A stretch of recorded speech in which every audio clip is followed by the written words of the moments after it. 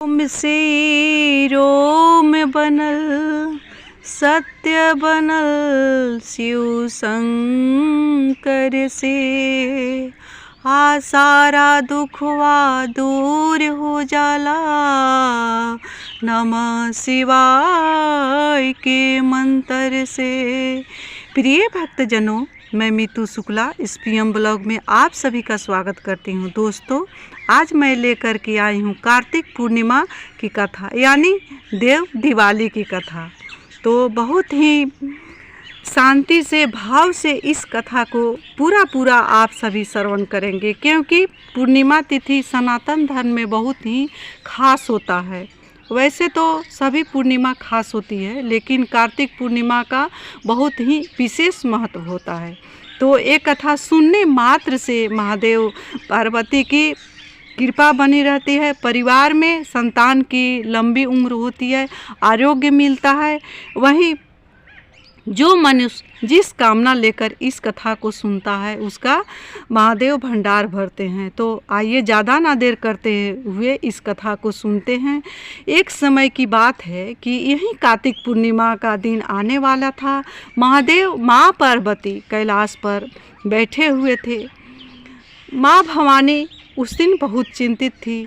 माँ भवानी बोली कि हे महादेव, कार्तिक पूर्णिमा आने वाला है और सभी भक्त हर हर महादेव का नारा लगाते हुए गंगा में स्नान करते हैं। आप किसी के यहाँ दुख और किसी के यहाँ सुख क्यों देते हो? महादेव, मुझे ये बात समझ में नहीं आती है कि आप ऐसा क्यों करते हो। आपका सभी भक्त है, सभी आपका बहुत ही मन से श्रद्धा से पूजा पाठ करता है, फिर किसी के यहाँ दुख और किसी के यहाँ सुख क्यों देते हो? महादेव बहुत शांत भाव से माँ पार्वती की बात को सुन रहे थे। महादेव ने बोले कि हे गौरी पार्वती, हे प्रिय, आपको समझाना बहुत मुश्किल है, क्योंकि आप समझ नहीं पाओगी, क्योंकि आप बहुत भोली हो, क्योंकि संसार आपका संतान है। आप सभी किसी की माँ हो, जगत जननी जगदम्बा हो। आपका हृदय दया का सागर है, करुणा का सागर है, कृपा का सागर है। ये जगत जननी जगदम्बा परम्बा, आप चलिए कार्तिक पूर्णिमा के दिन चलिए, मैं संसार को दिखाता हूँ कि कैसा है ये संसार, कैसा मनुष्य का भक्ति है और किस भक्ति भाव से मैं प्रसन्न होता हूँ। सो आप अपने आँख से ही देख लीजिए, मैं इसका वर्णन करने में समर्थ नहीं हूँ। महादेव ने कार्तिक पूर्णिमा के दिन ठीक 2 बजे रात को महादेव पार्वती के साथ कैलाश से आ गए धरती पर, और गंगा के कुछ दूरी पर एक पुल था। उसी पुल पर बैठे हुए महादेव ने माँ पार्वती से बोला कि हे जगत जननी जगदम्बा गौरा, हे प्रिय, आप संसार को देखना चाहते हैं तो मैं एक बूढ़ा कोढ़ी का भेष बना करके इस पुल के नीचे जा कर के गिर जाता हूँ, और आप एक सुंदरी का भेष में ऊपर बैठ कर के पुल पर बैठ जाइए, और जितना भक्त हर हर महादेव करते हुए जा रहा है गंगा स्नान के लिए, आप सभी से प्रार्थना करेंगे कि मेरे पति को आप निकाल दीजिए, मुझे भी स्नान करने जाना है, क्योंकि मैं असमर्थ हूँ अपने पति को उठाने में। आप मेरा मदद करिए। सब भक्त से आप यही बात कहिएगा, एक ही बात बोलिएगा सब किसी से। महादेव ने चल गए पुल के नीचे, और वहाँ एक कोढ़ी का भेष बनाकर उसमें सोए हुए थे, और माँ भवानी एक सुंदरी के भेष में उस पुल पर बैठी हुई थी। 2 बजे रात से भक्त का आना शुरू हुआ। हर हर महादेव कहते हुए सभी भक्त ने जा रहे थे गंगा स्नान करने। वहाँ से कुछ ही दूर पर गंगा जी थी। माँ पार्वती सभी को प्रार्थना करती थी कि बाबू आप कहाँ जा रहे हो? सभी बोलता था कि मैं स्नान करने जा रही हूँ। माँ भवानी कहती थी मुझे भी स्नान करने जाना है, सो मैं यहाँ पर बैठी हूँ। मेरे पति जो हैं ये पुल में गिर गए हैं, क्योंकि अंधेरा था, मैं स्नान करने ही जा रही थी। मेरे पति को आप निकाल दो, मुझे भी स्नान करने जाना है। इस तरह से सभी भक्त से माँ भवानी प्रार्थना करती थी, लेकिन कोई भी नहीं सुनता था। सब भागम भागी में जाता था और गंगा में स्नान करके हर हर गंगे कहते हुए, हर हर महादेव कहते हुए स्नान करके लौट जाता था। लेकिन माँ भवानी का जो प्रार्थना था, जो विनती करती थी कि हे भक्त मुझे भी स्नान करने जाना है, मेरे पति को निकाल दो, लेकिन कोई भी माता पार्वती का पति को नहीं निकालता था, क्योंकि माँ पार्वती एक सुंदरी के भेष में थी और वही कहता था कि हे सुंदरी तुम पागल हो गई हो, इस बूढ़े पति का फिर मैं कैसे परी हो, चलो मेरे साथ स्नान करो और मेरा अर्धांगिनी बन जाओ, मेरा रानी बन जाओ। कोई भक्त ऐसा भी कहता था माँ भवानी को। इससे माँ भवानी बहुत दुखित हो जाती थी। फिर भी वो संसार का परीक्षा ले रही थी। कार्तिक पूर्णिमा के दिन इसी तरह कहते कहते 2 बजे रात से बैठे थे महादेव पुल के नीचे और माँ भवानी पुल के ऊपर, लेकिन कोई भी ऐसा भक्त नहीं था जो महादेव को पुल से निकाले और माँ भवानी का प्रार्थना को स्वीकार करे। सभी किसी से कहती थी, क्योंकि वो साधारण भेष में बैठी हुई थी। महादेव बोले कि हे माँ भवानी मैं संसार को दिखाना चाहता हूँ, आप बहुत भोली हो। इस तरह कहते कहते 2 बजे रात से लेकर के 2 बज का शाम हो गया, लेकिन कोई भी गौरी माँ भवानी महादेव को नहीं निकाला। वैसे बैठे हुए भूखे प्यासे महादेव बैठे थे और माँ भवानी इधर बैठी हुई थी। इधर एक किसान था जो कि काफ़ी मेहनती था और बहुत विनम्र था। उसके यहाँ झोंपड़ी था, खाने के लिए भी कुछ नहीं रहता था। उसकी पत्नी बोली कि आज कार्तिक पूर्णिमा है, तुम हल चढ़ाने मत जाओ स्वामी, हम सभी स्नान करने जाएंगे, क्योंकि रोज़ हल तो चढ़ाते हो लेकिन हम सबका पेट नहीं भरता है। आज अपना काम बंद कर दो और चलो स्नान करने। पति बोला कि हे प्रिय मैं हल नहीं चढ़ाऊँगा तो कहाँ से खाऊँगा, पहले मैं अपना कर्म करके आता हूँ, फिर बाद में स्नान करने चला जाएगा। किसान गया खेत में हल चलाने। हल चलाते चलाते दिन का 2 बज गया। फिर किसान वापस घर में आया। पत्नी के बोला कि चलो नहाने चलते हैं। पत्नी बोली कि 2 बजे कौन नहाने जाता है, 2 बजे नहा करके क्या होगा, क्योंकि कार्तिक स्नान का सुबह का ही महत्व होता है, इस समय आप जा कर के क्या करोगे। पत्नी क्रोध के मारे नहीं गई नहाने, क्योंकि बहुत लेट हो चुका था।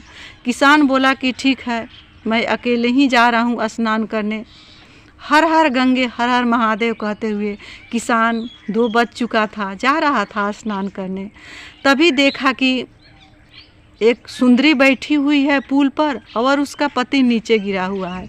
फिर माँ भवानी प्रार्थना की, ए बाबू आपको तो बहुत लेट हो चुका है, लेकिन मुझे भी स्नान करने जाना है।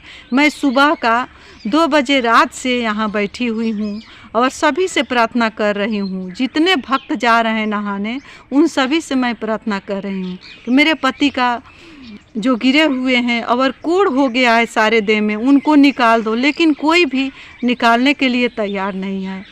क्या आप निकाल सकोगे मेरे पति को?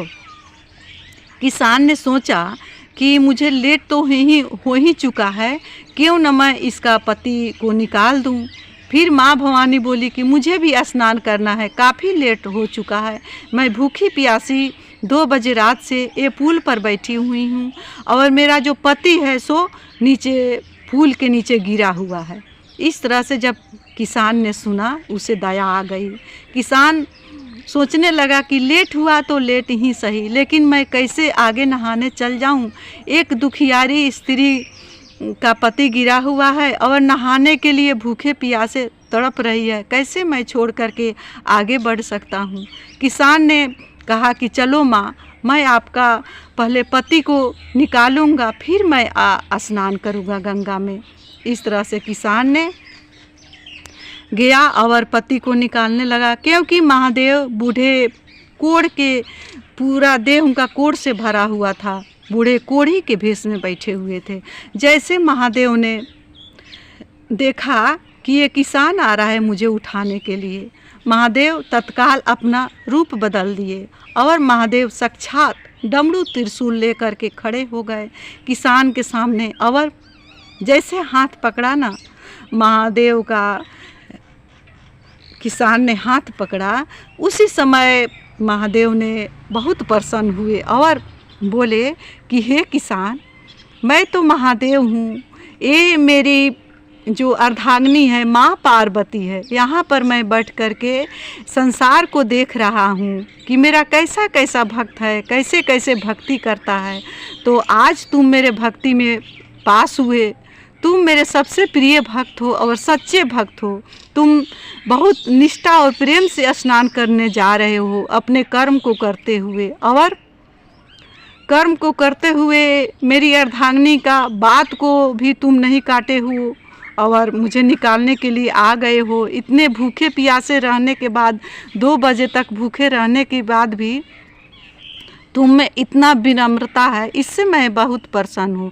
तुम मांगो, तुम क्या मांगना चाहते हो। फिर माँ भवानी ने बोली कि हे किसान, तुम मेरा सच्चा सपूत है, सच्चा लाल है। मैं वैसा ही भक्त पर प्रसन्न होता हूँ जो कि दिल से सुंदर हो और दिन दुखी का सेवा करे और सब में अपने ईश्वर को देखे। तो तुम जो भी मांगना चाहता है सो मांग लो। किसान ने बोला कि आज मुझे दर्शन हुआ, मेरा अहोभाग्य। हे जगत जननी जगदम्बा, हे महादेव, आज आपने साक्षात दर्शन दिए हो। अब मुझे क्या चाहिए। आज तो मैं धन्य हो गया, मेरा जीवन जो है सो सफल हुआ। महादेव बोले कि नहीं किसान, इसने से काम नहीं चलेगा, मैं तुम्हें बहुत कुछ देना चाहता हूँ, तुम अवश्य कुछ मांगो। किसान बोला कि हे प्रभु, आप अपना चरण का भक्ति, अविरल भक्ति मुझे प्रदान कीजिए, क्योंकि मुझे आपका चरण का भक्ति चाहिए। हे जगत जननी जगदम्बा, मुझे चरण का भक्ति प्रदान कीजिए। माता रानी ने, महादेव ने चरण का भक्ति प्रदान किया और बोले महादेव कि हे किसान, तुम खेत में हल चलाते हो, तुम बहुत गरीब हो, निर्धन हो, दरिद्र हो, मुझे सब पता है। यहाँ से तुम जाओ, तुम्हारे जो झोपड़ी है वहाँ पर महल बना मिलेगा, तुम्हारे घर में सब कुछ भंडार भरा रहेगा। जब तुम चाहोगे तुम्हारे पास हाजिर हो जाएगा, खाने के लिए पैसा, जो कुछ तुम सोचोगे तुम्हारे पास तुरंत वो सामने वो सब कुछ मिल जाएगा जो तुम चाहोगे। और तुम्हारे घर में संतान नहीं है, तुम्हें संतान सुख की भी प्राप्ति होगी। इतना ही नहीं, जब तुम्हारा अंत समय आएगा तो मैं ही तुम्हें लेने आऊँगा और अंत में शिवलोक में तुम्हारा निवास होगा, क्योंकि इस जगत में ये कली काल में तुम्हारे ही जैसा भक्त की आवश्यकता है।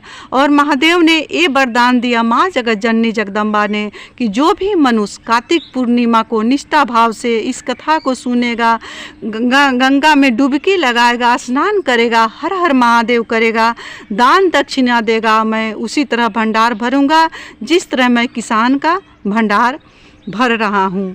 किसान वापस नहा करके महादेव माँ पार्वती जी गंगा में गए, वहाँ पर स्नान किए साथ साथ, और किसान फिर वापस घर में आया तो अपना घर ही भूल गया कि मेरा झोपड़ी कहाँ चला गया।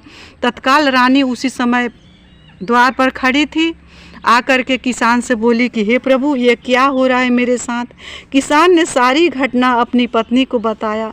पत्नी को तो खुशी था ही, लेकिन बहुत दुख भी हुआ, क्योंकि महादेव और माँ भवानी का मुझे दर्शन नहीं हुआ। महादेव ने इतना कुछ भर दिए और मुझे महादेव और मैया पार्वती का दर्शन नहीं हुआ, इससे मैं बहुत दुखी हूँ। हे स्वामी, आपका कहना सही है कि सबसे पहले अपना कर्म है, फिर धर्म है। अपना कर्म करते हुए धर्म किया जाता है, उस पर ही महादेव प्रसन्न होते हैं। और सारे संसार में जितनी भी स्त्रियाँ हैं सबका इज्जत करना चाहिए, सबका आदर करना चाहिए। किसी भी स्त्री का, नारी का अपमान कभी नहीं करना चाहिए, क्योंकि रामायण का पंक्ति है जहाँ स्त्री का स्वागत होता है, जहाँ स्त्री का आदर होता है, वहाँ सारे देवता का वास होता है। उसके गृहस्थी में कभी कोई चीज़ की कमी नहीं रहती है। उसके यहाँ लक्ष्मी के साथ सदा नारायण निवास करते हैं। तो दोस्तों, ये कथा को आप सभी बहुत मन क्रम वचन से सुनिएगा, शांत भाव से पूरे इस कथा को सुनिएगा। इसी के साथ मैं अपने वाणी को श्री महादेव और माँ भवानी के चरणों में विराम दे रही हूँ। मिलती हूँ अगले वीडियो में, तब तक के लिए इतना ही। ओम नमः शिवाय, हर हर महादेव, श्री शिवाय नमः।